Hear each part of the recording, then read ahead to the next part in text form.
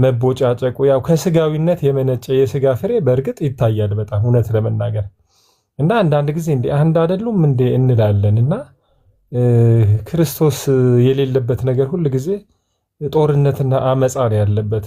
እኔ ብዙ ነገር እንደው የአስተምሮ ውጤት አድርጌ ነው የማየው። ሜርስዬ የተሳሳተ እምነት የሚከተል ክርስቶስን ሴንተር ያላረገ ፍጡርን ያማከለ እምነት የሚከተል ሁሉ ጊዜ ፍሬው ሁሉ አሁን ለምሳሌ አዲስ አበባ ሀገረ ስብከት የሚባለው ሲኖዶሱ፣ አድባራቱ፣ አብያተ ክርስቲያናቱ በሙስና በሌብነት እንደተተበተቡ ራሳቸውም ይናገራሉ እና የአስተምሮ ውጤት ነው። ሰው ክርስቶስ ከሌለው ስጋዊ ነው የሚሆነው እውነት ለመናገር።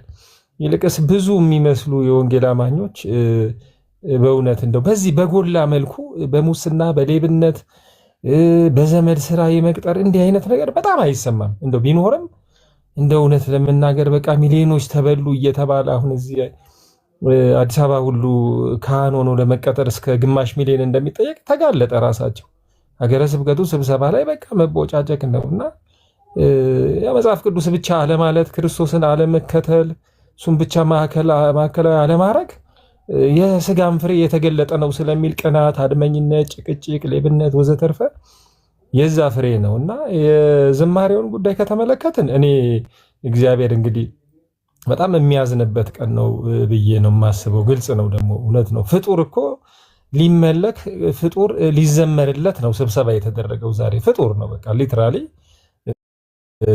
በባህሪያቸው አማልክት ያልሆኑ የጌታ እናት እንግዲህ እውነተኛዋ ማርያምም አይደለች በእርግጥ። እንደገና እዚህ ቡልጋ አካባቢ በአብዛኛው ቡልጋ ነው የቅዱሳን ምንጭ። እዛ አካባቢ ያሉ በርካታ ቅዱሳን ዛሬ በቃ ከፍ ከፍ ይደረጋሉ። ለማንም አልሞቱም፣ ለማንም አልተሰቀሉም። እውነት ተጋድለው ከሆነ ተጋድሏቸው እንግዲህ ሽልማታቸውን የሚሰጣቸው እግዚአብሔር ነው፣ ሰው አይደለም ከፍ ከፍ የሚያደርጋቸው። ቅድም ብየዋለሁ። መጽሐፍ ቅዱሳችን ላይ 27 ጊዜ ለእግዚአብሔር ለአምላካችን ዘምሩ ይላል እንደ ትእዛዝ። ለፍጡር አንድ ጊዜም አይልም። ከዛ ውስጥ 16 ጊዜው መዝሙረ ዳዊት ላይ ነው። በአዲስ ኪዳን 2 ጊዜ እግዚአብሔርን በዝማሬ ከፍ ከፍ እንድናደርግ ይናገራልና በትእዛዝ መልክም ሆነ በተግባርም ለፍጡር ዘምሮ ያሳየን የለም። አንዳንድ ጅላጅል ሰዎች እንዴ አታስቡም እንዴ እናንተ መጽሐፍ ቅዱስ አታነቡም እንዴ? ዳዊት እልፍ ገደለ ሳውል ሺህ ገደለ ተብሎ እኮ ለዳዊት ተዘምሯል ይላሉ። እኮ የእስራኤል ቆነጃጅት የዘመሩት እኮ ይሄ እንደ አበባየሽ እንደ አሸንድዬ አይነት ነገር እንጂ እኮ ይሄ መንፈሳዊ ዝማሬ አይደለም። በራሳቸው ተነሳሽነት ተነስተው ዳዊትን ረጎራው ምናምን ወንዱ ምናምን እያሉ ያሞገሱበት እንጂ ይሄ መንፈሳዊ ዝማሬ አይደለም። ደግሞ ሁሉ ነገር ለትምህርታችንም ስለተጻፈ የተደረገው የተጻፈው ነገር ሁሉ ትክክል ነው እናንተም አድርጉት ልክ እንደዚህ ምናምን ማለትም አይደለምና ፍጡር ነው ዛሬ የከበረው፣ ፍጡር ነው ከፍ ከፍ የተደረገው፣ ፍጡር ነው እላይ የተሰቀለው ዛሬ። እውነት ለመናገር አንዳንዶቹ ሰቅጣጭ ናቸው። እንደ መጽሐፍ ቅዱስ ካየናቸው አይናችን ነሽ ማርያም ብሎ መዘመር በጣም በጣም በጣም በመንፈሳዊ እሳቤ ስንመለከተው ኃጢአት ብቻ ሳይሆን ኑፋቄ ብቻ ሳይሆን ክህደትም ጭምር ነው። ማርያም አይን ልትሆንም አልቻለችም። በአጸደ ስጋም እያለች አይንም አልነበረችም። ዮሐንስም ይነግረን ነበር አይናችን ብትሆን። አምስቱም ዋና ዋና ሐዋርያት ማርያም የምትባልም ስም አንድ ጊዜም አልጠቀሱም። 246 ጊዜ በመልእክቶቻቸው ኢየሱስ ሲሉ አንድ ጊዜ ማርያም ብለው ባጻፉበት ሁኔታ አይናችን ነሽ ብሎ ድርቅ ማለት አይሆንም። ሚካኤል ትለይብኛል። እኔ ሚካኤል አይለይብንም። እንደ ክርስቲያን መጽሐፍ ቅዱስን ያነበበ ሰው ሚካኤል አይለይበትም። ሜርሲዬ እንዴት ነው የሚለይብኝ? ለምንድን ነው የሚለይብኝ? ኢየሱስ ይለይብኛል። ፍቅሩ የፍቅሩ ወርዱ ቁመቱ ስፋቱ የማይታወቅ ኢየሱስ ክርስቶስ ነው። ሐዋርያው ጳውሎስ እኮ ኢየሱስ ክርስቶስ እሱ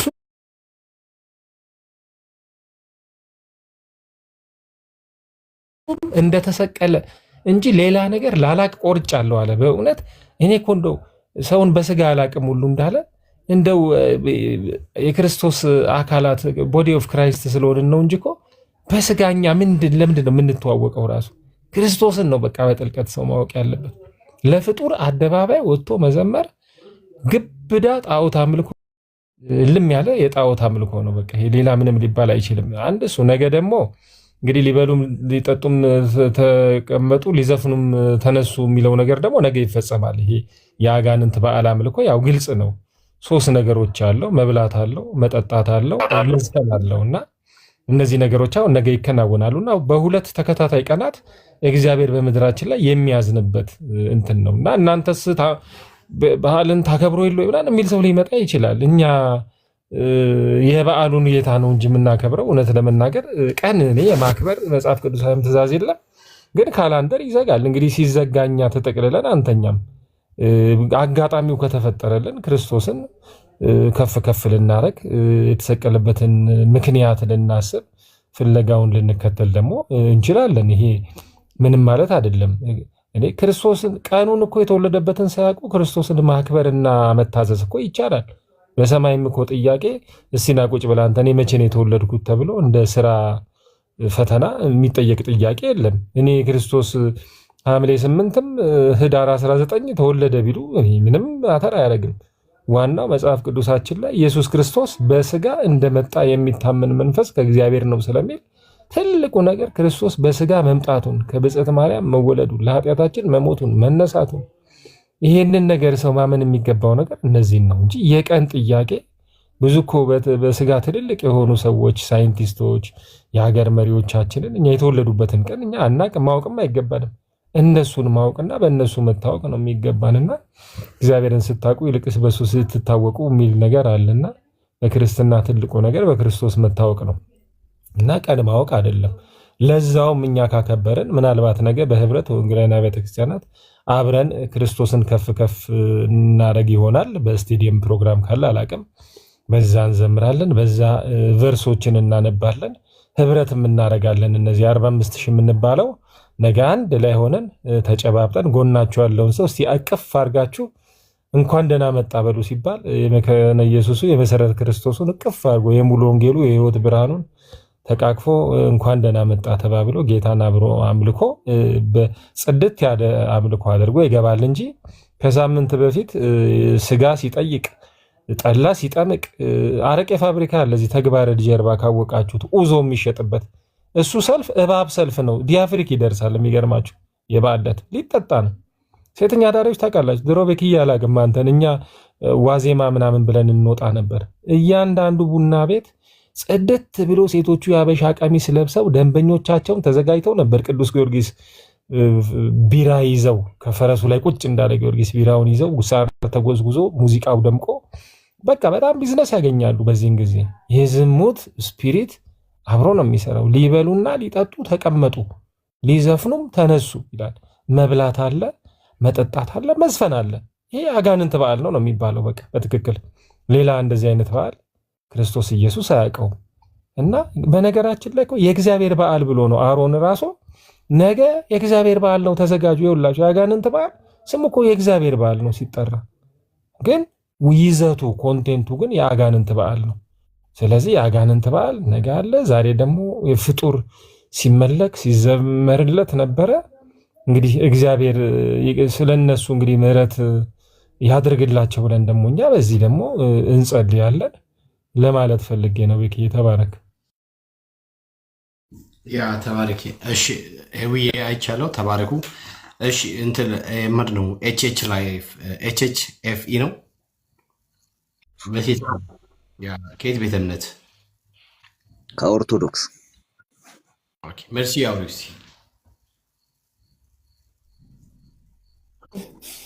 አላፋት ዝማሬና አምልኮተ ፍጡራን የሚል ርዕስ ነው ያለው ቤቱ። እሺ መልስህ ምንድን ነው?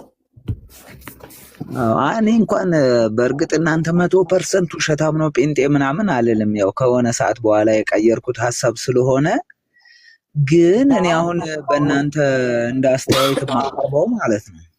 ኦኬ ግን አስተያየት እንቀበላለን፣ ግን በምን ሀሳብ እንቀየርክ እሱን ማወቅ እንችላለን? ትንሽ ተባክ እኔ በምን መሰለሽ የጴንጤዎቹን እቺ የመጽሐፍ ቅዱስ ምናምን አንዳንድ የምሰብኳት ስብከት አንድ ሁለት ሰባኪዎች አሉ በራሴ ነጥዬ የማዳምጣቸው ማለት ነው። ቤት ስለማይፈቀድ ተደብቄም ቢሆን አዳምጣለሁ ስብከቶቹን ማለት ነው።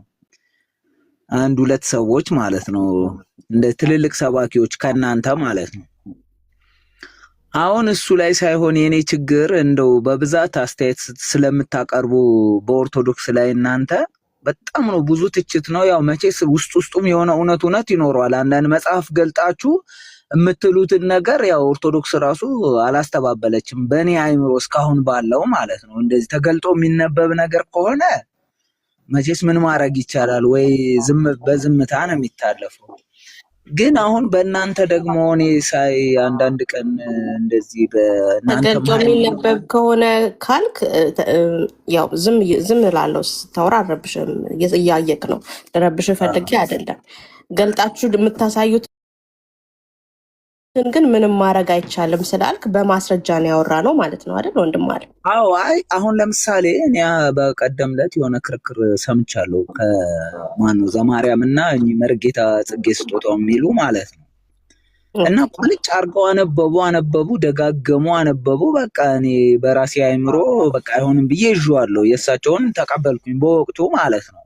ግን እንዲህ ከተጻፈ ነገር ላይ ጭቅጭቅ የለውም እኮ እናንተም ራሱ ብዙ በቃ አውጥታችሁ አንብባችሁ እንኳን የፈለገ ኦርቶዶክስ ቢሆን የማይጋፋው ሀቅ ከሆነ ምን ማድረግ ይቻላል? ምንም ማድረግ አይቻልም። እሱ እንዳንተ አይነት አይምሮ ያለው ሰው ነው የማይጋፋው። ገባህ አይደል?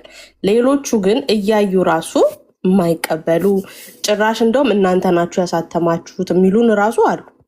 ገባህ አይደል? ለአይምሮ ደግሞ የታመነ እንዳንተ አይነት ሰው ማስረጃ ከመጣ የራሴን አሁን መርጌታ ጽጌና ዲያቆን ዘማርያም ዘለቀ ሲከራከሩ ምንም የኦርቶዶክስ እምነት ተከታይ ብትሆንም አንተ ግን ሪያላይዝ አደረክ።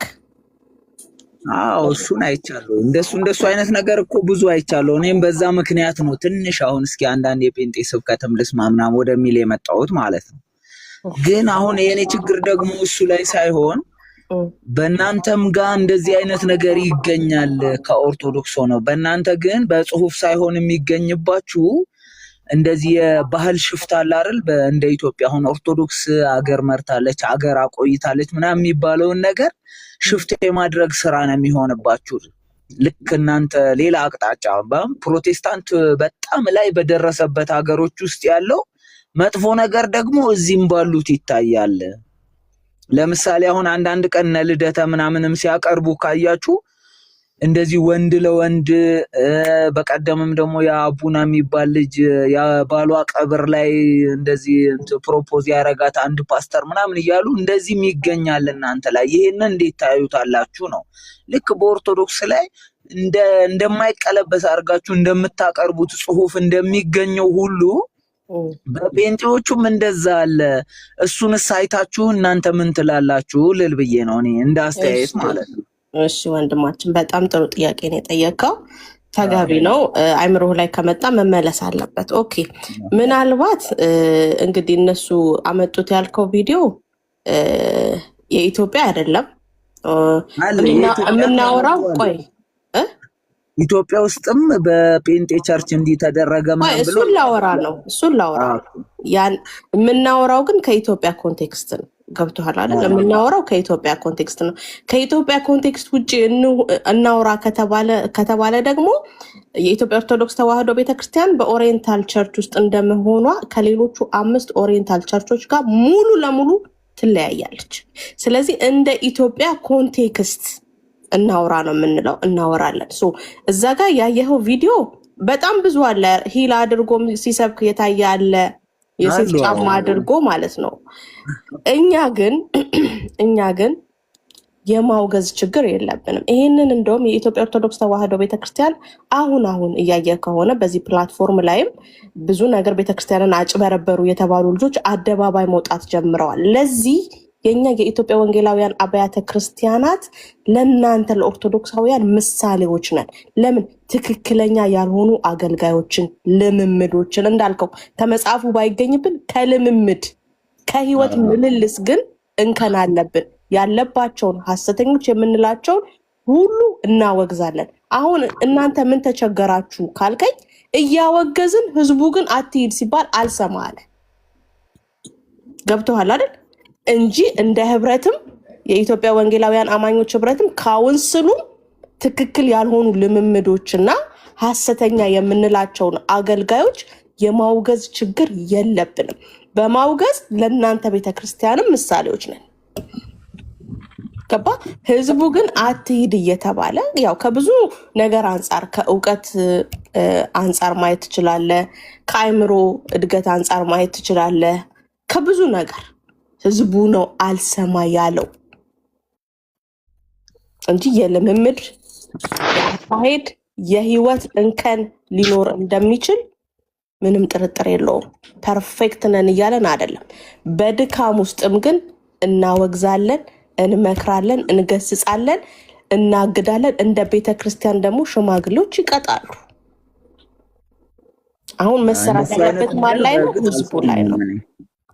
እኔ አልሰማውም ከእናንተ አሁን ልክ በኦርቶዶክስ በደንብ አጥብቃችሁ እንደምትጠበጥቡት ማለት ነው። በእንደዛ በፕሮቴስታንትም በኩል አሁን ከእንደዚህ ከውጭ ከሚመጡ የባህል አይነት ብልሽቶች ጋር ምናምን በተያያዘ እንደዛ በደንብ ስትመቱ አላየውም። ወይ እኔ አላጋጠመኝም ይሆናል ታርካችሁ አይዶ ነው እሱን አላጋጠመህም እንጂ ኢቭን አሁን እዚህ የመጣህበት ቤት ውስጥ ራሱ ትክክል ያልሆኑ መድረክ ላይ ያስተማሯቸው ከመጽሐፍ ቅዱስ አንጻር የሚቃረኑ ኢቭን ትምህርቶችን አይደለም ልምምዶችን ኮንቴክስቱ እንኳን ትክክል ባልሆነ መንገድ የተረጎሙትን ሁሉ ነው ይዘን መተን የምንቃወማቸው። መድረክ ላይ በሚያመልጣቸው ንግግሮች ሁሉ ሳይቀር አሁን ባለፈው አንድ ነብይ አይተህ ከሆነ የአንድን በኢትዮጵያ ያለች የአንድን ከተማ ህዝብ ሲሳደብ ነበር ተናገረ። ሶ ልክ አይደለም ብለን አምጥተን አውግዘናል። ከዛ በፊትም እንደዛው እና አላጋጠመህም ነው ብለን መደምደም የምንችለው እንጂ ራሳችን ፎቶአቸውን ለጥፈን ነው የምንገባው። ፎቶአቸውን ለጥፈን ኦኬ። እንደዛ ከሆነ ያው በእርግጥ በሁለቱም በትክክል የምትተቹ ከሆነ ያው የሀቅ ጉዳይ ስለሆነ ሊሆን ይችላል። ግን እኔ ሜቢ የሳይድ ነገር እንዳይመስል እኔ በተደጋጋሚ በኤርሚያስም አይቻለሁ። በዛ ዳኒም ጋር ትላንት እንደው እዚህ እኔ ያለሁበት ቦታ መብራት ምናምን የሚጠፋ አይነት ነገር የፕሮጀክት ቦታ ላይ ስለሆነ በጄኔሬተር ስለሆነ ተቋረጠብኝ እንጂ እንዲህ አይነት ጥያቄ ጠይቄ ነበር ትላንት እዛ ዳንኤል ጋር ማለት ነው። እና እንደው ሙሉ ፕሮቴስታንት እንኳን ቢሆን ኢትዮጵያዊ ዞሮ ዞሮ ወዴት ነው የሚሄደው? ልክ አሁን ዩሮፕ ውስጥ እንዳሉት ነው የምንሆነው ብዬ አስባለሁ። በቃ ይሄ ወንድ ለወንድ አይነት እንደዚህ የተረበሸ ባህል አይመጣም ወይ? አሁን ከኦርቶዶክስ እንኳን ቢወጣ ብዬ ባስብ 100% ብንሆን ወደ ጌታ ምን ያህል ይጠጋል? ለምን በእነሱ ሲስተም እየተካሄደ ከሆነ ዞሮ ዞሮ እነሱ የሚሰሩትም ኃጢአት ወደ ኢትዮጵያ መግባቱ አይቀርም ከሚል አንጻር ነው እኔ ይሄንን ያነሳሁት ማለት ነው። እንግዲህ ግን አንድ ነገር ልጨምር የኔ ወንድም፣ ለምሳሌ መርሲዬ በደንብ አድርጋ ነግራለች። በደንብ አስተውለ ከሆነ ለምሳሌ እኛ ቤት ውስጥ ይህንም መርሲንም ጨምሮ ኤርሚዬንም ሌሎችንም ወንድሞች ጨምሮ እንደዚህ በሐሰት ልምምድ ውስጥ ያሉትን ሰዎች አንቀበላቸውም። ሲጀምር ከኛ ወገን ናቸው ብለን አንቀበልም። እኛ የመጀመሪያው ነገር በእኛ ቤት ውስጥ ሁል ጊዜ መመሪያችን የእግዚአብሔር ቃል ነው። በእግዚአብሔር ቃል ብቻ ነው የምንመራው እኛ ቤት ውስጥ ገባለ። ቢኮዝ እኛ ሶላ ስክሪፕቸር አብለን ስለምንል እያንዳንዱ ሰው ልምምድ ከእግዚአብሔር ቃል ነው የሚቀዳው። ለምሳሌ የመሲ አገልግሎት የሚቀዳው ከእግዚአብሔር ቃል ነው። በእግዚአብሔር ቃል ፍሬም ውስጥ ነው መሲ የምታገለግለው። ከዛ መውጣት አትችልም። እኔም ኤርሚያስም ሁላችንም በዚህ ያለ ነው። ከዚህ አይነት ልምምድ የወጣ ወይም ከዚህ ፍሬም ውስጥ የወጣ የትኛውም አገልጋይ እንደ እግዚአብሔር ቃል ልክ አይደለም ይባላል እኛ ቤት ውስጥ ማለት ነው። አሁን አንዳንድ ወጣ ያሉ ልምዶች ልታያች ይችላል። ለምሳሌ ልክ ያሉ ነገሮች ልክ ያልሆኑትን ነገሮች ደግሞ እኛ ነን መተን ስንቃወም የነበረው። አንድም ቀን ከእግዚአብሔር ቃል ባፈነገጠ ሁኔታ የተደረገ ማንኛውም ማየት መንፈሳዊ ልምዶች፣ አገልግሎቶች እኛ ቤት ሳይወገዝ የቀረ ነገር የለም። ለምን ካልከኝ እኛ ቤት ባለስልጣኑ የእግዚአብሔር ቃል ነው። እኛም ደግሞ የምንታምነው ለእግዚአብሔር ቃል ብቻ ነው። አሁን መስዬ ለምሳሌ አነሳች አንድ አገልጋይ ምናምን ነገር ኢቨን እንኳን የአፍ ወለምታ ሳይቀር እኛ እንደ እግዚአብሔር ቃል እንቃወማለን፣ አንቀበልም። ገባ? አንቀበልም። ሌላው ነገር ደግሞ አንተ ልታይ የሚገባው የአንዳንድ ሰዎችን ምናምን ነገር ድካም ምናምን ሳይሆን ልታይ የሚገባው የነፍስን አዳኝ የሆኑን ክርስቶስን ኢየሱስን ብቻ ነው። ገባ? ለምሳሌ ዕብራውያን ምዕራፍ 12 ካነበብክ ምንድን ነው የሚለው? የእምነታችን ሐዋርያና ጀማሪ የሆነውን ክርስቶስን ተመልክታችሁ ነው እንጂ የሚለው ሌላ ሰዎችን ተመልክታችሁ ምናምን ሰው አይደለም የሚለው። በእርግጥ በህይወት ክርስቶስን ሊገልጡ በኑሯቸው ክርስቲያኒቲን ዲዘርቭ ማድረግ ለሚችል ዲዘርቭ በሚያደርግ አይነት የህይወት ስርዓት ውስጥ ሊያልፉ ይገባል። የስ ከዛ ግን የወጡትን እኛ አንቀበልም። ጌታችንም ኢየሱስ ክርስቶስም አስቀድሞ ስለነገረን እነ ዮሐንስም በዚህ ጉዳይ ስለጻፉ እነ ጴጥሮስም በዚህ ጉዳይ ስለጻፉ የእነሱን ገባ የእግዚአብሔርን ቃል ይዘን ነው አገልግሎታቸው ብለን አንቀበልም ብለናቸው እንኳን የምንለው ሰው እኛ ቤት ውስጥ እንደዚህ አይነት ነገር ከቶ ሊሆን አይችልም። ኢትዮጵያ ውስጥም ራሱ ተቀሰቀሰ ምናምን እንደዚህ ነገር ተጀመረ ምናምን ሲባል መተራውተን የገለጥ ነው የተቃውም ነው ማለት እኛ ነን አይደል? መርሲ ቤቷን ከፍታ ስታወራ አልሰማም ይሆናል ብዬ አስባለሁ። ኢቭን እንኳን በዚህ በተመሳሳይ ጾታ ጉዳይ በውጭ ሀገር ያሉት እነኚህ ክፉ ልምምዶች በሀገራችን እንዳይገባ በዚህ ቤተ እምነት በኩል ነው የገባው፣ እንደዚህ ያ ነገር አለ፣ እንደዚህ ስርዓት ተጀምሯል፣ ይሄ ልክ አይደለም ምናምን ብለን በጣም ተጮሆ የተወራው መሲ ቤት ነው። እንደውም መሲ ቤት ተወርቷል እዚህ ጉዳይ በደንብ ሰምተህ ከሆነ እዛ ቤት ራሱ ለምሳሌ ነው ብዬ የምልህ ሰው እኛ ሁል ጊዜ የምንታመነው ለእግዚአብሔር ቃል ስልጣን ብቻ ነው እንጂ ለሰው አይደለም። ማንም ሰው ቢስት እንደ እግዚአብሔር ቃል ከሳተ ትተሃል ብለን በቀጥታ እነግረዋለን። ሐሰተኛ ነቢያቶች ከረባት አስረው ጥቁር ሱፍ ለብሰው መጽሐፍ ይዞ አዳራሽ ከፍቱ ስለገቡና ስለተናገሩ እነሱ ከኛ ወገን ናቸው ማለት አይቻልም ብለናቸውም አናውቅም ሲጀመር። ስለዚህ ከመቃወሙ አንጻር ከመጣ እኛ ቤት እንደ እግዚአብሔር ቃል ያልሆነ ማንም ሰው እንደ እግዚአብሔር ቃል ይተቻል። እንደ እግዚአብሔር ቃል ትክክል አይደለም ይባላል። ሰው እኛ ቤት ውስጥ በጣም የነፃ ነው ማለት ጥርት ያለ ለአደባባይ ወጣ በብርሃን የሚታይ ነገር ነው ያለው ማለት ነው። እኛ ቤት ላይ ሸፋፍነን አደባብሰን የምናልፈው ነገር የለም። ገባ? ለምሳሌ አምልኮ ልምምድ የአምልኮ ስርዓትን ካየው እኛ ቤት ውስጥ አንድም እንደው በጽሁፍ ደረጃ ተቀምጦ አይደለም ፕራክቲካሊ እንኳን ሲደረግ አላይ። ኢቨን እንኳን የመዝሙር መንሻፈፍ ካለና የሆነ ዓለማዊ የሚሸት ከሆነ እኮ እኛ አንቀበልም፣ ይሄ አንቀበልም ብለን የምናወግዘው ለምን ከተባለ በቃ እኛ ከዓለም የተለየንን ገባ? መንፈሳዊ ነገር ለእግዚአብሔር አምላክ ተለይቶ የሚቀርብ ነው እንጂ ከዓለም ጋር ምንድነው ከዓለም ጋር ላይ ሆኖ ከዓለም ጋር ተስማምቶ የሚቀርብለት ነገር አለ ብለን ስለማናምን እና እኛ ቤት ውስጥ የትኛው ልምምድ እንደ እግዚአብሔር ቃል ካልሆነ ዳር ነው የሚይዘው ማለት ነው። ዳር ነው የሚይዘው። አይ ጥሩ ነው። እንደሱ የራሳችሁን የምትተቹ ከሆነማ ጥሩ ነው። እንደዛ ከሆነ ያው ወደ አንድ አቅጣጫ ለመምጣት ነው በሚል ነው የሚታሰበው። ግን እኔ አሁን ልክ እናንተ እንደምሰማው እነ ልደተ እነ እንትናም የሚያቀርቡትን ምናምን ሳይ በብዛት ደግሞ ልክ በጴንጤ ላይ ይሰራሉ እነሱ። ልክ እናንተ በኦርቶዶክስ ላይ መጽሐፍ ገልጣችሁ ምናምን እንደምታቀርቡት እነሱን ቪዲዮ ስለሚያቀርቡ ያን ነገር ታዝባችሁ ታውቃላችሁ ወይ በእናንተ ላይ እንደሚቀርብ የሚለውን ለማስተያየት ለመስጠት ብዬ ነው። እሺ ለምን አንተ ወደ ጌታ አትመጣም? እውነት አሁን እኔ የሆነ ነገር እየገባ እንደሆነ ይገባኛል፣ ግን እሺ ጊዜ እንስጣ፣ ችግር የለውም። ኦኬ መሲ እንትን ይያለው መርሲዋ ስክሪንሾት አድርጌያለሁ ጆዬ ስክሪንሾት አድርጌያለሁ። ከአሁን በኋላ ስክሪንሾት እያደረግን እናስቀምጣለን። then we'll find you guys በደንብ ነው። ከአሁን በኋላ እዚህ ላይ እሰራለሁ። ከአሁን በኋላ ማለት ነው። መጽሐፍ ሲናገር ትዝ ይላል እውነትን ታውቃላችሁ እውነት አርነት ያወጣችኋል ዮሐንስ ወንጌል ምዕራፍ 8 ላይ እና እውነትን በፈለከ ጊዜ ልብህን ከፍተህ ገባ እውነትን ባሰላሰልክ እውነትን ለማግኘት በጣከ ጊዜ እርግጠኛ ሆኜ የማወራ ነገር የምትሰማው የምታነበው ነገር ሁሉ ለህይወት ይሆንልሃል ማለት ነው። እርግጠኛ ሆኜ የማወራ ነገር ይሁን እርግጠኛ ሆኜ የማወራ ነገር በእርግጠኝነት ማለት ነው ትመጣለህ እና ተባረክ። እንወዳለን። ጥያቄ ካለ ኤኒ ታይም ጠይቀን እኛ ወንድሞች ልንመልስልህ በጣም ሬዲ ነን። ፌዝዬ እንዴት ነው ብራዘርዬ? ቤኪ ሰላም ነው። እንኳን አደረሳችሁ ለጌታችን መድኃኒታችን ኢየሱስ ክርስቶስ የልደት በዓል መታሰቢያ።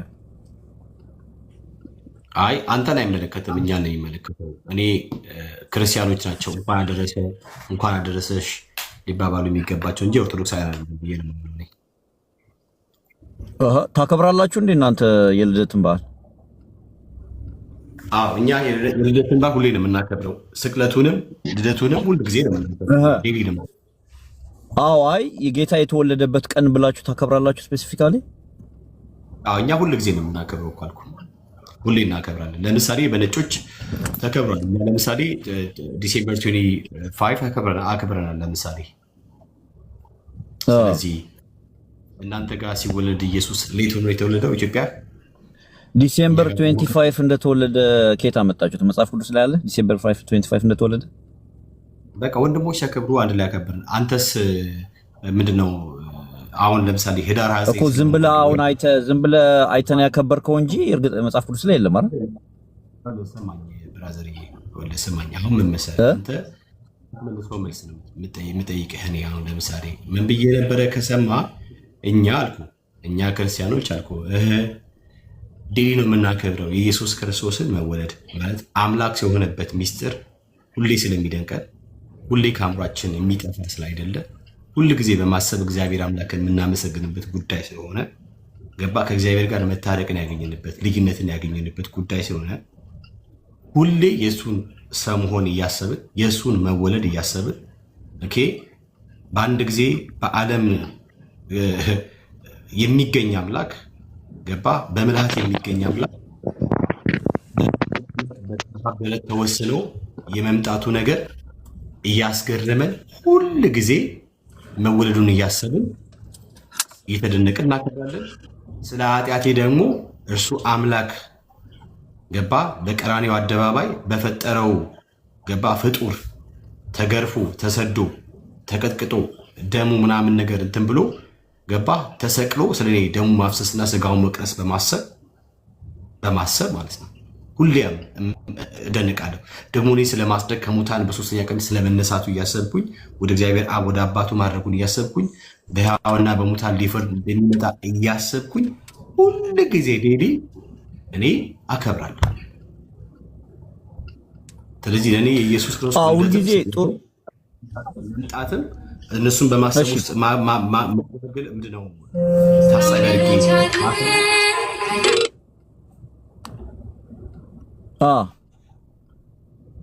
እሺ አሁን ገብቶኛል። ሁልጊዜ ታከብራለህ። እሱ ያው ከአምልኮ ጋር የተያዘ ነገር ነው። ያው ታመልካለህ ሁልጊዜ፣ በዛ መሰረት ደግሞ እያከበርከው ነው።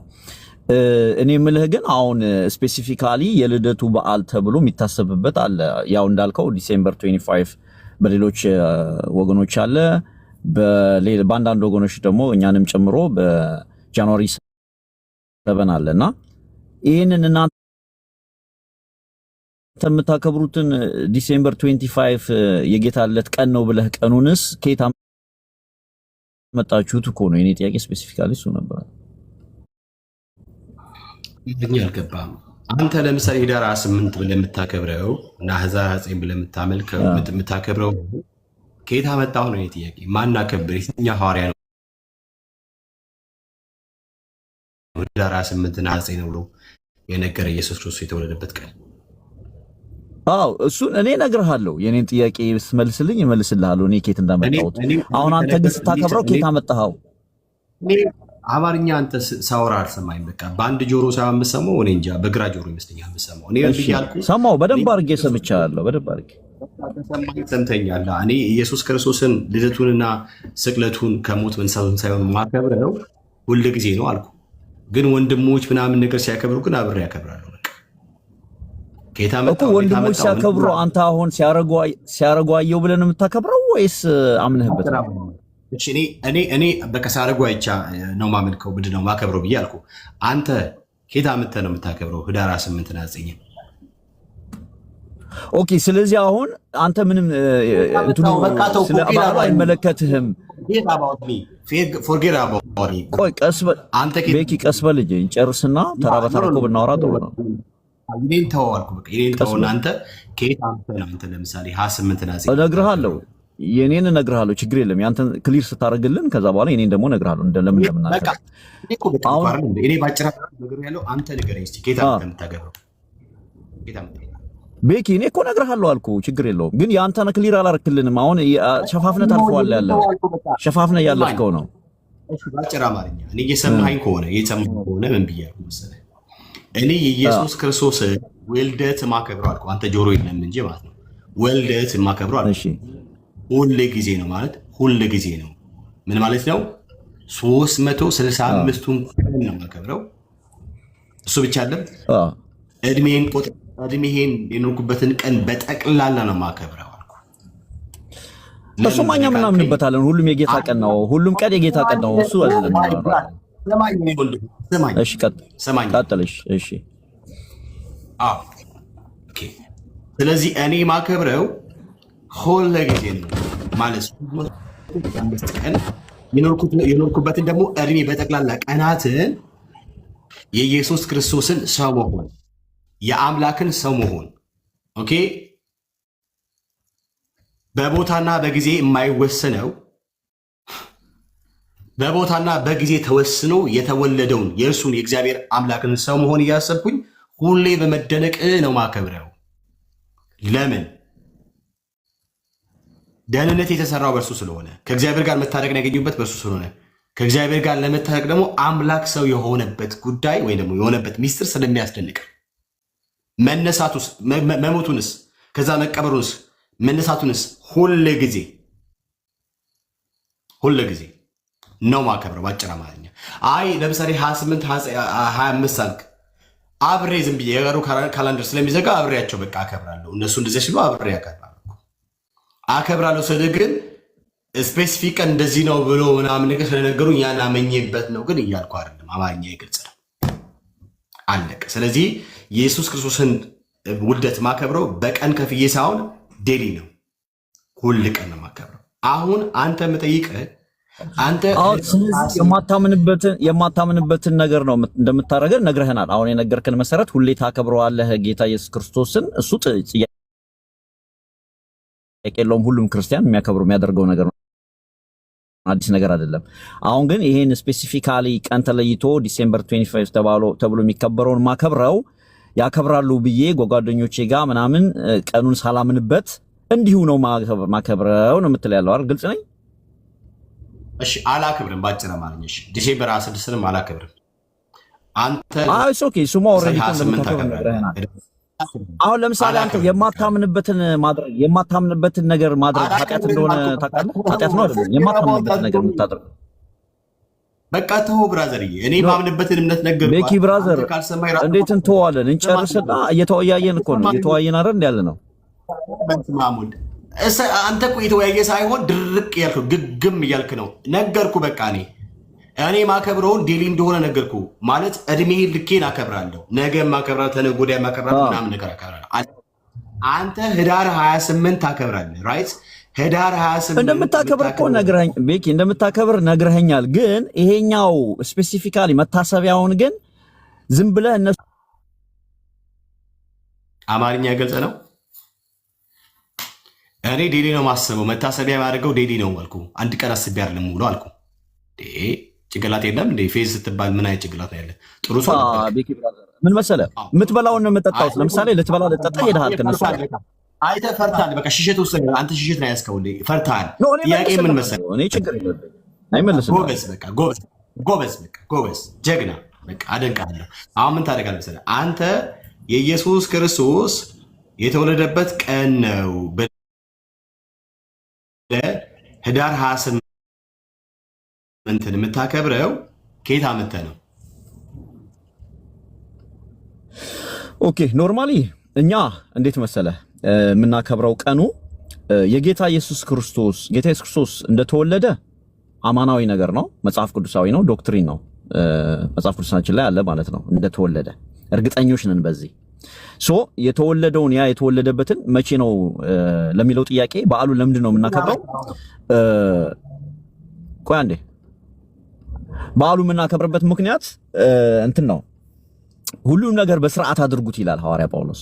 ሁሉም ነገር በስርዓት አድርጉት የሰጠን ነገር ስላለ አሁን ስማ ብራዘርዬ፣ ሁሉን ነገር በስርዓት አድርጉት ብሎ ሐዋርያ ጳውሎስ የተናገረው የአንደኛ ቆሮንቶስ ምዕራፍ 14 ነው። እሱም በቤተ ክርስቲያን ውስጥ የሚደረገው የአምልኮ ስርዓት ነው እንጂ አንተ ስለምታገብ ብራዘር የመጣው ጴንጤ ቤት ነው። እኔ እኮ አንድ ጊዜ ኦርቶዶክስ ዶንት ሉዝ ዩር ማይንድ ኦኬ።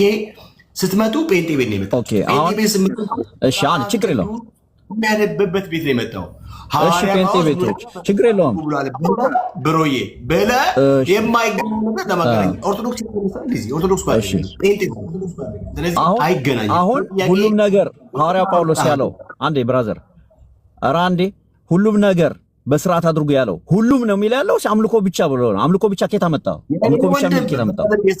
እዛው ሄደህ አንደኛ ቆሮንቶስ ምዕራፍ 14 አንብብ ይነግርሃል። ብራዘርዬ ስለገና ባህል አንተ ስለምትለው ክሪስማስ አይደለም የሚያወራው። ይሄ እኮ ነው አሁን እኮ አሁን መጽሐፍ ቅዱስ ላይ ያለ ነው እና መጽሐፍ ቅዱስ ላይ ያለውን ቆይ አንዴ ተረጋጋ። ስትተረጉመው ከየት አመጣው? ትርጉሙን አምጣልን። ትርጉሙን ከየት አመጣው? ለአምልኮ ብቻ ነው ያለው የሚለው ሁሉም ነገር እሱ ሁሉም ብሎ የለየው ነገር የለም። አንተ ደግሞ ለአምልኮ ብቻ ነው ትለናለህ። ከየት አመጣው? እስኪ መጽሐፍ ቅዱስ ላይ ያሳየን። ለአምልኮ ብቻ ነው የተናገርኩት ያለውን ሐዋርያ ጳውሎስ በስርዓት ይሁን ሁሉ ሲል ለአምልኮ ብቻ ነው የሚል ከየት አመጣው? እሺ ሰማኝ። እሺ እኔ ወንድም እሺ ሰማኝ። ከባድ ስንቱን አስተምረናችሁ ይቻላል። በመጀመሪያ ደረጃ አንተ ይህን ጥቅስ የጠቀስከው የገናን በዓል በ28 ዳር 28 ኢየሱስ ክርስቶስ የተወለደበት ቀን ነው ብላችሁ ታሳጋጋችሁ የምታከብሩት ከየት አመጣችሁ ነው ብዬ ጠየቁ። አሁን አንተ ያን ጥቅስ የጠቀስከው የገና በዓል ህዳር 28 ስለመሆኑ ሐዋርያ ጳውሎስ በዚህ መንገድ አስተምሯል፣ በዚህ መንገድ ነግሮናል። ስለዚህ ህዳር 28 ነው ጌታችን ኢየሱስ ክርስቶስ የተወለደበት ቀን ብሎ አስተምሮናል ብለነው የአንደኛ ቆሮንቶስ ምዕራፍ 14 ላይ ያለውን ሐሳብ የጠቀስከው ብራዘር? ኖ እኔ አልጨረስኩም ሐሳቤን። አንተ ነው መሀል ላይ አቋርጠህ ይሄ የተነገረው ለአምልኮ ብቻ ነው ብለህ ያልሆነ ክሌም ስላመጣ ነው ያልሆነ መጽሐፍ ቅዱስ የሌለ ክሌም ስላመጣ እሱን ክሊር እንድታደርገው ብዬ ነው። ከየት ነው ያመጣው አሳየን ለማለት ነው። በቤተ ክርስቲያኑ ስለሚደረገው የአምልኮ ስነስርዓት ሰዎች ወንድሞች በህብረት ሆኖ ስለሚያደርጉት የህብረት አገልግሎት ስለ ጸጋ መከፋፈል ስላለው አገልግሎት በአጠቃላይ መሆን ያለበት እንደዚህ ነው ብሎ ሐዋርያ ጳውሎስ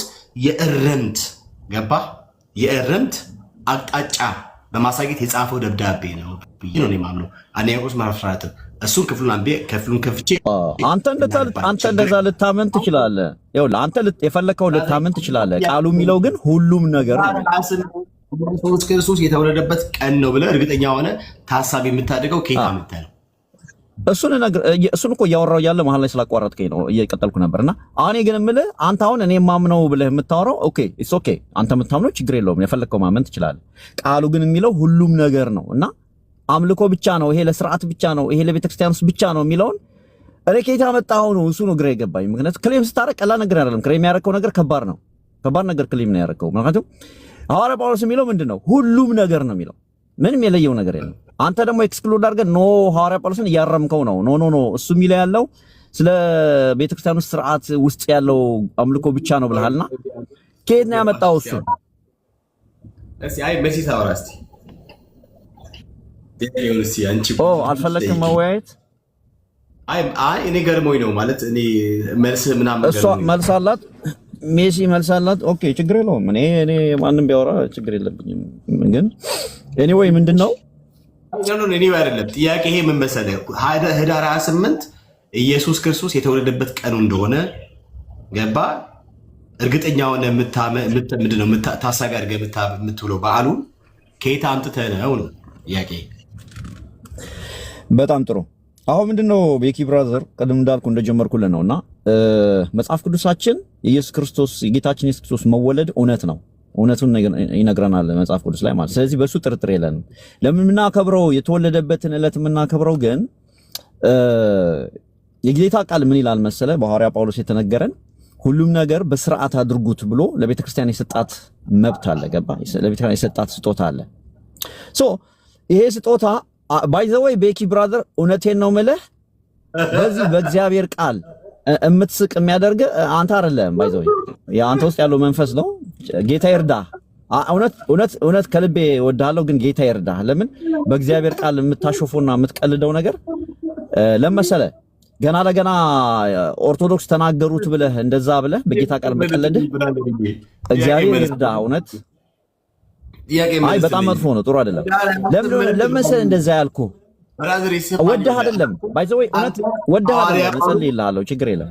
አረ ስማኝ፣ ሐዋርያ ጳውሎስ ሁሉን በልኩ እና በአግባቡ አድርጉ፣ በስርዓት አድርጉ ብሎ ያለው ህዳር 28 ጌታችን ኢየሱስ ክርስቶስ የተወለደበት ቀን ስለሆነ ቀኑን መታሰቢያ አድርጋችሁ ዋሉ እያለ ነው ብለህ ነው አንተ እንትን ያልከው ያን ጥቅስ የጠቀስከው? እኔ አሁን ምንድነው እኔ መልሴን አንድ ሁለት ደቂቃ ብትሰጠኝና ብጨርስ ጥሩ ነው። መሀል ላይ ያቆረጥከኝ ስለሆነ ምንም የተጨበጠ ነገር ለመናገር አልቻልኩም። ምንድነው ጄኔራሊ ምን ምለ ያለሁት ሁሉ መጽሐፍ ቅዱሳዊ ነው። ግን ምንድነው ያ ስልጣን የሐዋርያ ጳውሎስ ለቤተ ክርስቲያን የሰጣት ስልጣን አለ። ስልጣን የሰጣት የቤተ ክርስቲያን ምንድነው ሁሉም ነገር በስርዓት አድርጉ ብሎ ለቤተ ክርስቲያን አባቶች ስልጣን ሰጥቷል።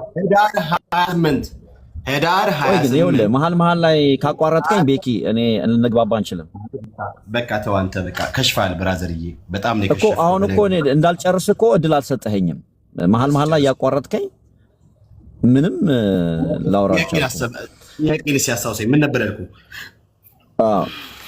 ጥያቄ ያው ህዳር 28 ወይ 29 አክብሮ የሚለው የት ነው ያለው? ሐዋርያ ጳውሎስ እንደዛ ብሏል ወይ ነው ጥያቄ?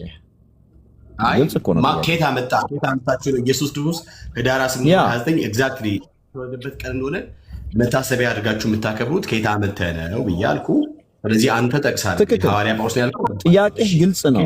ጥያቄ ግልጽ ነው፣ ግን መልሱን ለመመለስ እድል በሰጠኝ ጥሩ ነው። አሁን ምንድነው ቤኪ ወንድሜ መሰለህ አሁን እንዳልኩ የጌታ ልደት የሚጠራጠር ሰው የለም። ማንም ክርስቲያን ነኝ ብሎ ጌታ እንደተወለደ የሚጠራጠር የለም። ግን ምንድነው ያን መታሰቢያ የምናደርገው የተወለደበትን ዕለት ብለን መታሰቢያ ማድረጋችን በራሱ ከየት ነው የመጣው 28 እንደሆነ ላልከው ነገር እኛ እኔ ምልህ ያሉት ምንድነው ሐዋርያ ጳውሎስ አሁን ለምሳሌ ለቤተ ክርስቲያን አባቶች የሰጠ ስልጣን አለ። ሁሉም ነገር በስርዓት አድርጉ ብሎ ስልጣን ሰጥቷቸዋል። ስለዚህ ያን ስርዓት ተጠቅመው ደግሞ አባቶቻችን የሰሩት ስርዓት አለ። ይሄ የምናከብረው ቀኑ ወይ ደግሞ በዓሉ የስርዓት ጉዳይ ነው እንጂ የዶክትሪን ጉዳይ አይደለም። አሁን መጽሐፍ ቅዱስ ላይ እንደምናወራው እያንዳንዱ ነገር የዶክትሪን ነገር ሲጻፍ የስርዓት ነገር ግን ሁሉም ነገር በስርዓት አድርጉ ብሎ የተተወ ነገር ነው። ገባ? ለአባቶች ለቤተክርስቲያን የተተወ ነገር ነው ባጭሩ። ስለዚህ ቤተክርስቲያን ሰርታ ቀኑ ይሄ ነው ብላ አስልታ ነው የሰጠችን። ስርዓት ነው። በሱ መሰረት ተከትለን ደግሞ ቤተክርስቲያን ያለችንን ሰምተን የቤተክርስቲያንን ቃል ተቀብለን የጌታን የተወለደበትን ዕለት እናስበዋለን ማለት መታሰቢያ እናደርገዋለን ማለት ነው። በዛ ቀን ጌታ ለኔ ተወለደልን ብለን እንዘምራለን፣ እናመልከዋለን። ከወትሮ ለየት ብለን ደግሞ ተሰብስበን እናከብረዋለን ማለት ነው። እሺ ስለዚህ ምንም እርግጠኝነት አንድ ጊዜ ወንድሞቼ እናቶቼ በጣም መሲ ያለሽ በጣም የሚገርም ነው፣ አስቀኝ ነው የዚህ ወንድም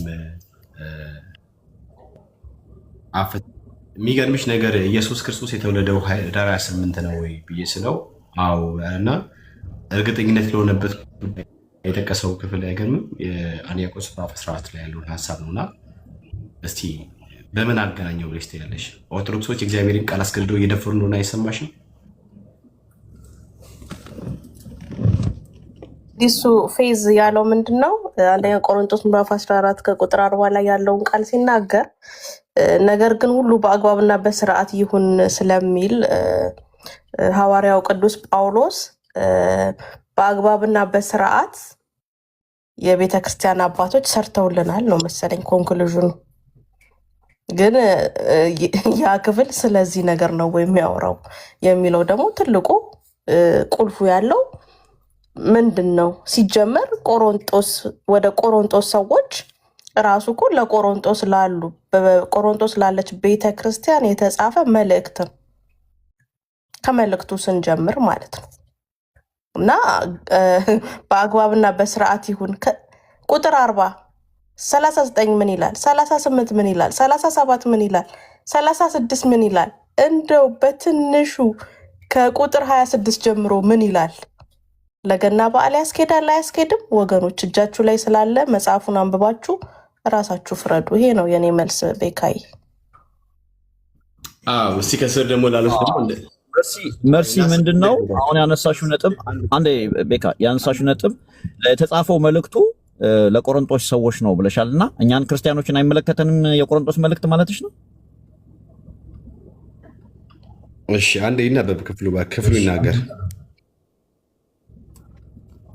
መርሲ አትመልሽልኝም? አይ ክፍሉ ይናገር ብራዘርዬ። ክፍሉ አንተ እኮ በጣም አለመመለስ መብቷ ነው። እኔ ግን ጥያቄን አስቀምጫለሁ። የቆሮንቶስ መልእክት የሚመለከተው ለቆሮንቶስ ሰው ብቻ ነው ብላናለች። ለቆሮንቶስ ብቻ ነው ያልኩበትን ሪከርድ ካደረግ አምጥተክ አሰማ ያልኩ የተጻፈው ለቆሮንቶስ ሰዎች ነው። መጽሐፉ ራሱ አዳምጥ። መጽሐፉ ራሱ የተጻፈው በቆሮንቶስ ላለች ቤተክርስቲያን፣ መልእክቱ ራሱ ለቤተክርስቲያን ነው። ስለዚህ ያ ማለት መልእክት በወንድማ ለክርስቲያኖች አይመለከታቸውም። ቆይ ተረጋጋ። መጽሐፍ ዋና ምክንያት በቆሮንቶስ በወንድማማቾች መካከል ለነበረ ልዩነት ኦኬ ስለነበራቸው አምልኮ እንዴት በአግባቡና በስርዓት ማድረግ እንዳለባቸው ስለዚህ የመልእክቱን ኮንቴክስት ልንረዳ ይገባል አልኩኝ እንጂ የተጻፈው ለቆሮንቶስ ቤተክርስቲያን ነውና እኛን አይመለከትም አላልኩም። ሚስ ኢንተርፕሬት አታድርገኝ። ግን ኦኬ አላልሽም። እሺ የቆሮንቶስ ቤተክርስቲያን መልእክት ለክርስቲያኖቹ ይመለከታል ብለሽ ታምኛለሽ? ይመለከታል፣ ድብና አድርጎ ይመለከታል። ጭራሽ እኮ በአዲስ ኪዳን ላይ ነው ያለው እንዳልኩት ከ26 ጀምሮ ይነበብ። ቴንክ ዩ በቃ ለሁሉም ክርስቲያን የሚመለከት ነው ካልሽ በቂ። አንተን አይመለከትም። አንተ ክርስቲያን ስላልሆንክ አይመለከትም። አንተን አይመለከትም። የሚመለከተው እኛን ክርስቲያን ችግር የለውም። በመጀመሪያ ደረጃ ለእግዚአብሔር ቃል አለመታመን የሚያሳየው ክፍሉ የተጻፈው በቆሮንቶስ ላለችው ቤተ ክርስቲያን ነው። በዚያው ስለሚደረገው የአምልኮ ስርዓት በአግባቡና በስርዓት እንዲሆን ሐዋርያ ጳውሎስ ሼፓፕ እያደረጋቸው ነው። በቃ በዚህ መንገድ ማድረግ አለባቸው ብሎ እያስረዳቸው ነው። እሺ አንተ ግን ይህን ክፍል የጠቀስከው ለምን ብለህ ነው? ታኅሳስ 29 ወይም 28 ጌታችን ኢየሱስ ክርስቶስ የተወለደበት ዕለት ነው። ያንን ቀን ታሳቢ አድርገው ዕለቱን እንዲያከብሩ ሐዋርያ ጳውሎስ የጻፈው መልእክት ነው ብለህ ነው ይህን ክፍል ያመጣ። ይሄ ነው የእግዚአብሔርን ቃል አጣሞ መተርጎም፣ አጣሞ መፍታት፣ ለራሱ እንዲመች አድርጎ ለማድረግ በዚህ ልክ መጋጋጥ፣ ለእግዚአብሔር ቃል አለመታመን ክርስቲያን አለመሆንን የሚያሳየው ማለት ነው። ክፍሉን እናንበብ። እንደዚህ ያለ ወንድሞች ሆይ እንግዲህ ምን እንበል? በምትሰበሰቡበት ጊዜ ነው አይደል? እያንዳንዱ መዝሙር አለው፣ ትምህርት አለው፣ መገለጥ አለው፣ በልሳን መናገር አለው፣ መተርጎም አለው። ይህ ሁሉ ግን ለማነጽ ይሁን። የት? በቆሮንቶስ ላሉት ወይም በቆሮንቶስ ቤተክርስቲያን ውስጥ ስለሚደረገው አንድ ላይ ሆነው ስለሚያመልኩበት ወይም ስለሚከፋፈሉበት ጸጋ ሐዋርያ ጳውሎስ ይናገር። እሺ በልሳን የሚናገር ቢኖር 2 ወይም ቢበዛ 3 በየተራ ይናገሩ፣ ሌላው ደግሞ ይተርጉሙ እንጂ ጌታ ኢየሱስ ክርስቶስ ኅዳር 28 29 የተወለደበት ቀን ነውና ዕለቱን ታሳቢ አድርጋችሁ አክብሩ ብዬ ጽፌአለሁ አይልም። የሚተረጉም ሰው ከሌለ ግን በጉባኤ መካከል ዝም ይበልና ለራሱና ለእግዚአብሔር ይናገር። ምናምን ብሎ እንዳይጨው ቀስ ብሎ በልሳን ማውራት እንዳለባቸው 2 ወይም 3 ነቢያት ይናገሩ፣ ሌሎች ደግሞ የተናገረውን በጥንቃቄ ይመዝኑ እንጂ ኅዳር 28 እያለ አይደለም። ምንድነው?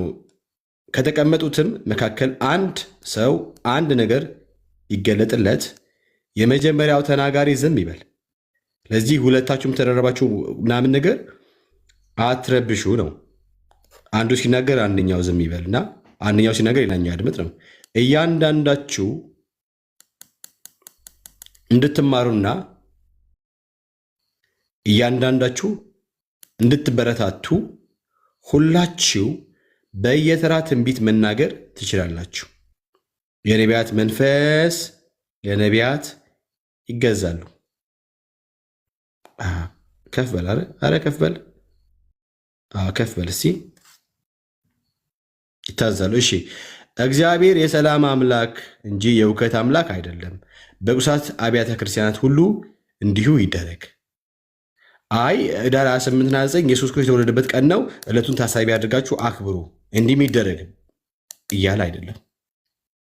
ሴቶች በጉባኤ ዝም ይበሉ፣ ሕግም እንደሚለው እንዲታዘዙ እንጂ እንዲናገሩ አልተፈቀደላቸውም።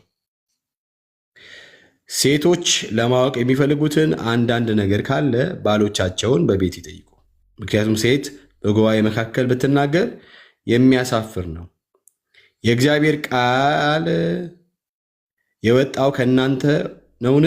ወይንስ የደረሰው ወደ እናንተ ብቻ ነውን?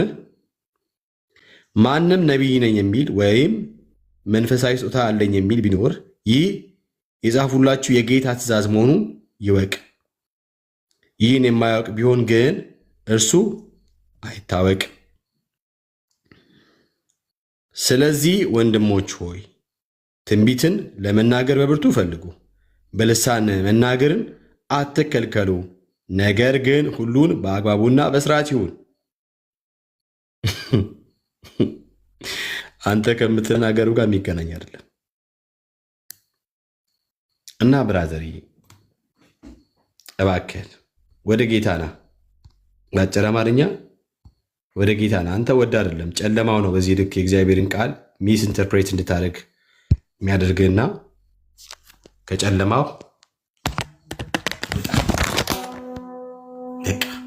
ከጨለማው ይመራል። ከዚያ ደግሞ ጤናማ ወደ ሆነው የአምልኮ ሰዓት ትመጣለህ ማለት ነው። እሺ ችግር የለውም። ጌታ ይባርክህ። አንተ አትባርከኝም ብራዘርዬ፣ አንተ አትባርከኝም። ጌታ ነው ያልኩት። ጌታ ይባርክህ ነው ያልኩት። እኔ አይደለሁም የባረኩህ፣ ጌታ ነው የሚባርከህ። እኔ አይደለሁም። የትኛው ጌታ እንደሆነ አንተ ስለማላውቅ አልፈልግም። እኔ ሊባርከኝ የሚችለው የዳነ ሰው ብቻ ነው። በክርስቶስ አምኖ የዳነ የክርስቶስ ተከታይ ብቻ ነው። መቼ ልትባርከኝ?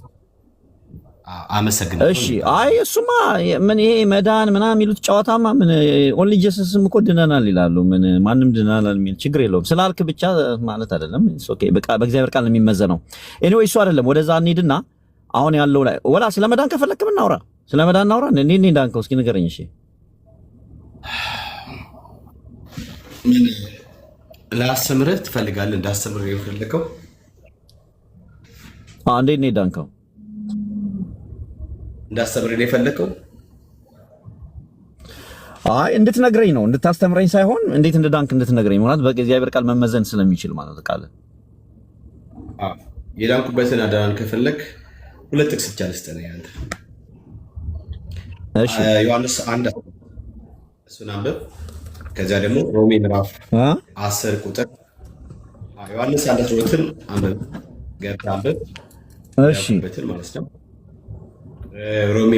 ሮሜ 10 እና 10 ደግሞ አንብብ። በሁለቱ ጥቅስ ነው የዳንከው? አይ ብዙ ጥቅስ እኔ እኮ እንዲህ ዝም ብዬ ነው እንዲህ መዝዬ እንደዚህ ጥቅስ አውጣሁትና እንዲገባ ያስረዳሁት። አንተ እንዴት ነው የዳንከው? አንተ ድነሃል? አመጣልሃለሁ ወደ እኔ። ሁሌ ስጠይቅህ ወደ እኔ ነው የምትከረበተው። ችግር የለም እኔንም እነግርሃለሁ እንዴት እንደዳንኩኝ። አሁን ግን እዚህ ጋር አሁን አንተ በሰጠኝ ጥቅሶች ነው የዳንከው?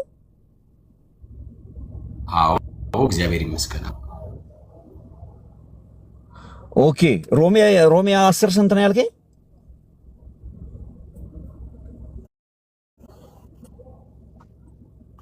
መጀመሪያ ዮሐንስ ወንጌል ምዕራፍ 1 ቁጥር 12 ላመጣ። እሺ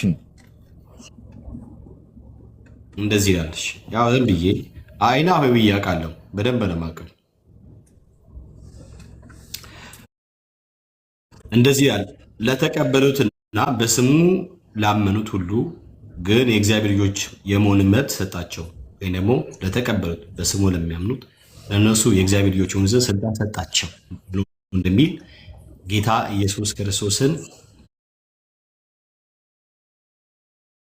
ስለ እኔ እንደሞተ ስለ ኃጢአቴ እንደሞተ ደግሞ እኔ ስለማስደቅ እንደተነሳ በማመን በመቀበል ድኛለሁ። በእምነት ድኛለሁ። ስለዚህ ጌታ ኢየሱስ ክርስቶስ ስማ፣ ዝም ብለህ ስማ። አሁን እንዴት ዳንኩ እኔ እያሳየሁ ነው። እሺ ከዛ ደግሞ ሮሜ እንደዚህ ያለ ኢየሱስ ጌታ ነው ብለህ በአፍህ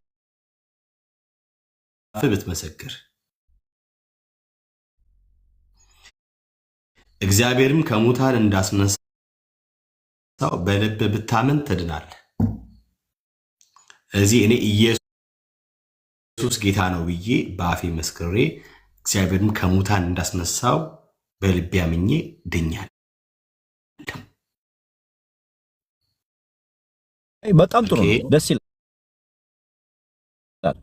አሁን በዚህ ጥቅስ መሰረት የምትድነው በልብህ። እሺ ቀጥል። የምትጸድቀው በልብህ አምነህ ነው።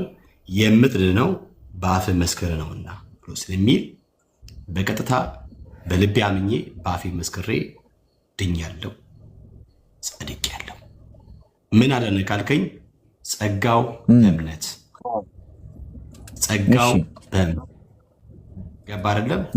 የትኛው ነው ያዳነህ? ጸጋው በእምነት ስትል ያዳነህ የትኛው ነው? ጸጋው ነው ወይስ እምነቱ ነው?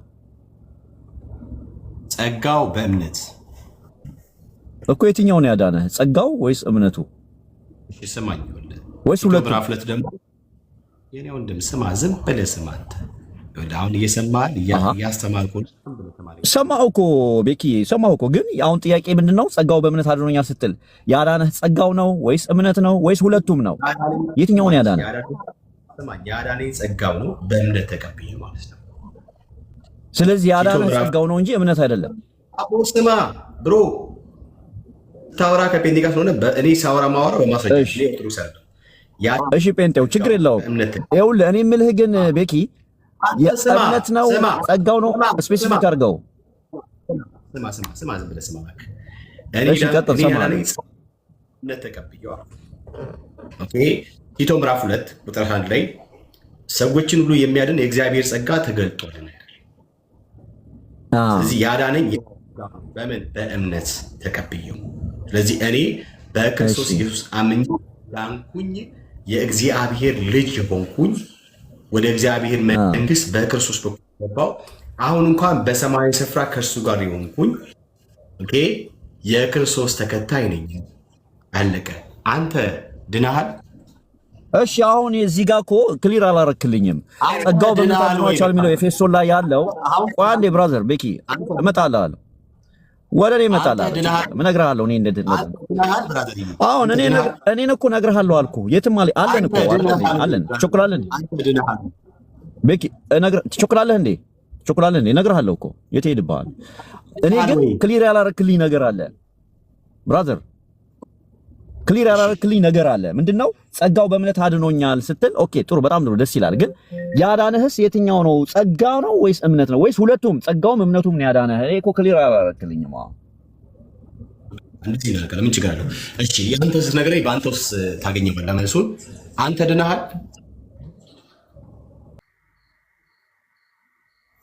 አይ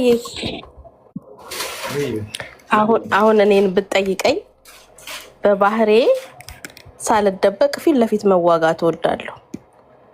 በእውነት ማለት ነው። ተደብቄ በፌክ አካውንት በዜሮ ፎሎወር ጴንጤ ሆኜ የኦርቶዶክስ የሆነ ነገር አድርጌ ገባክ?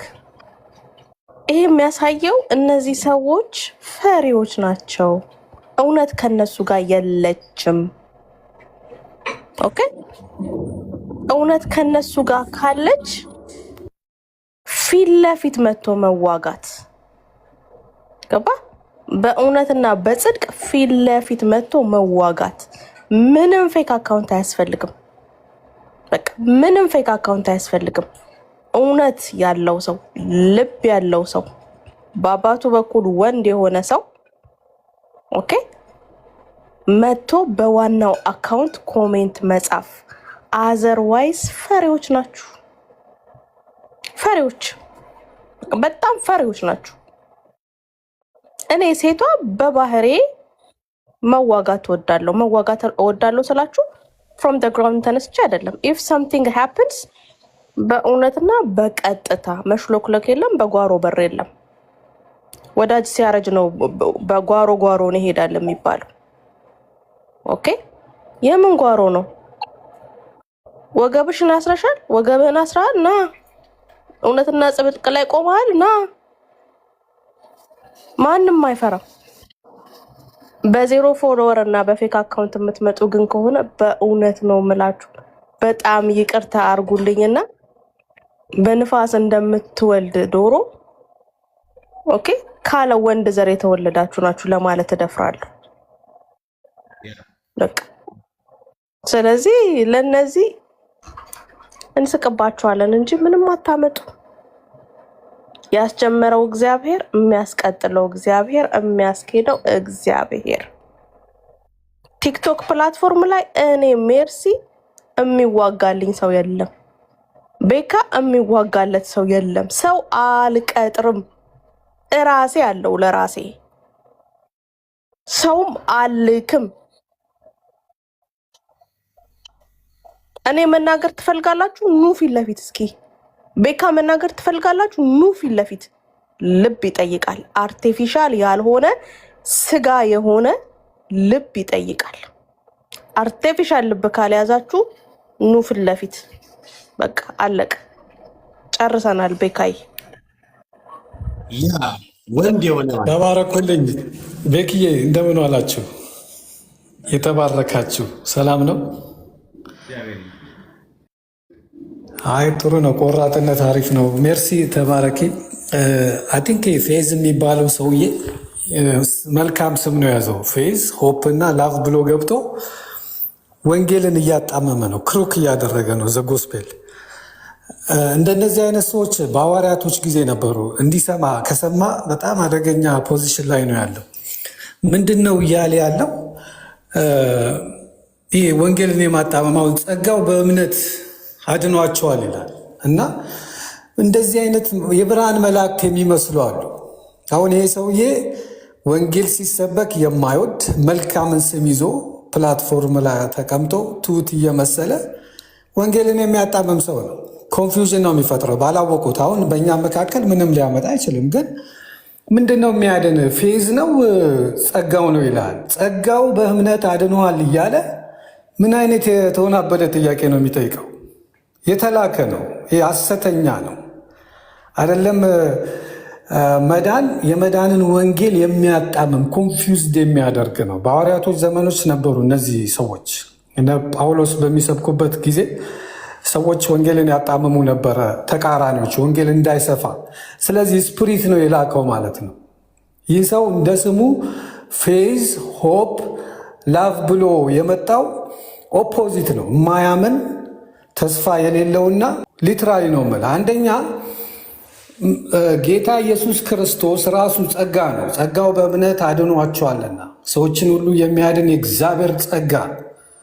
ኢማጅን ሲወለድ ደግሞ ዓለምን ሁሉ የሚያድን ጌታ ኢየሱስ ክርስቶስ በዮሐንስ ሲጠመቅ ደግሞ ዓለምን ሁሉ ኃጢአት የሚያስወግድ የእግዚአብሔር በግ ዩሲ ናው። ጸጋ የሚለው ነገር እሱ በሱ ቤት ምንድን ነው ሌላ ፓርቲክል አድርጎታል። የማይገባ ቸርነት ስጦታ እግዚአብሔር ለሰዎች የሰጠው። ሌላው ደግሞ ሶስት ቅድም የሰጠው ጥቅስ ዮሐንስ አይ ቲንክ 3:16 ላይ እግዚአብሔር ዓለሙን ሁሉ ወዶ እንዲሁ አንድ ልጁን ሰጥተዋል። ዲስ ኢዝ ጊፍት ነው፣ ግሬስ ነው፣ ጸጋ ነው። ስለዚህ ነው ሰዎችን ሁሉ የሚያድን የሚለው። ፓርቲኩላርሊ በዚህ ጉዳይ ላይ ብዙ ማውራት አለብን። የኦርቶዶክስ የምትለዋን ትንሿን ነገር ይዘው እቺ ቀጥተኛ ነች የምትባል ነገር ያጠፈዋል። ይህ እግዚአብሔር ስጦታ በዓለም ውስጥ ያለ ሀሳብ ነው። ኢየሱስ ክርስቶስ የእግዚአብሔር ጸጋ ነው። ስለዚህ እሱን ጸጋ ነው እኛ በእምነት የምንቀበለው እና ይህ ሰው መዳን አለበት። ሽንገላ ነው እያደረገ ያለው እንደ አባቱ ማለት ነው። ጸጋ ነው ኮንፊውዥን ለመፍጠር ነው። ጸጋ ነው እምነት ነው ያለ ይላል። እምነት የምትቀበለው ጸጋውን ነው እና እንደዚህ አይነት ትምህርት አምጥተዋል ነው። ቤክዬ እንሄድበታለን። ጌታ ብርክ ያርጋችሁ። ጎ ሄድ ብራዘር ብለሽ ተባረክ።